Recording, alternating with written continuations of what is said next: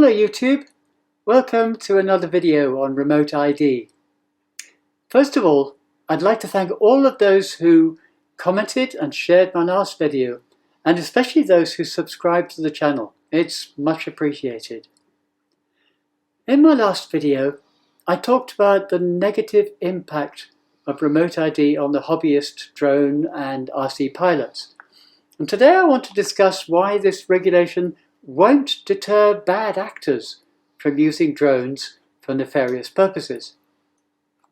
First of all, you should note that remote ID only applies to drones that weigh 250 grams or more. I might have given the wrong impression in my last video, so glad to correct that.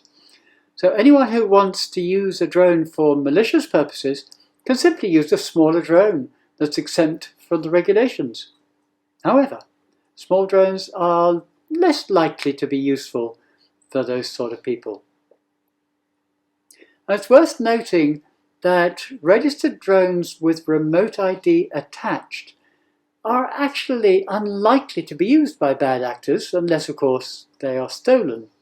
They'll use drones that are not registered and/or do not carry remote ID. And furthermore, it's possible to bypass remote ID by using technology to mask the drone's location or by hacking into the system. Illegal, but they don't care.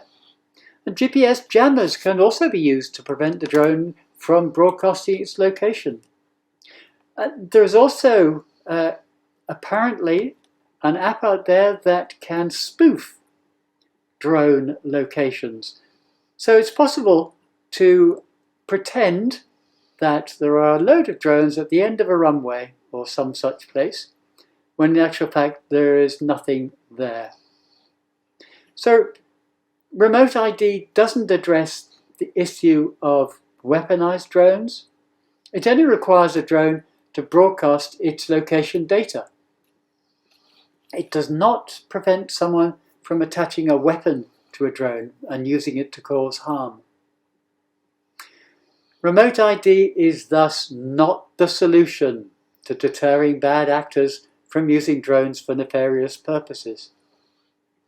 Instead of remote ID, perhaps we should focus on education to ensure that people who are operating within the law do so safely and responsibly. We need to get this discussion talked about far and wide. And the best way to do this is to get the YouTube algorithm sharing this and similar videos far and wide.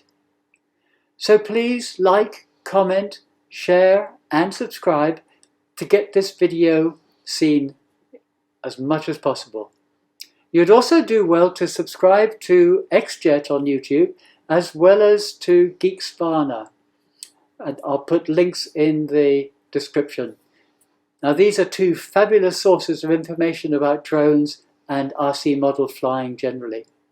Thank you, and I'll see you in the next video when I'll be talking about the dangers of remote ID for recreational drone pilots themselves.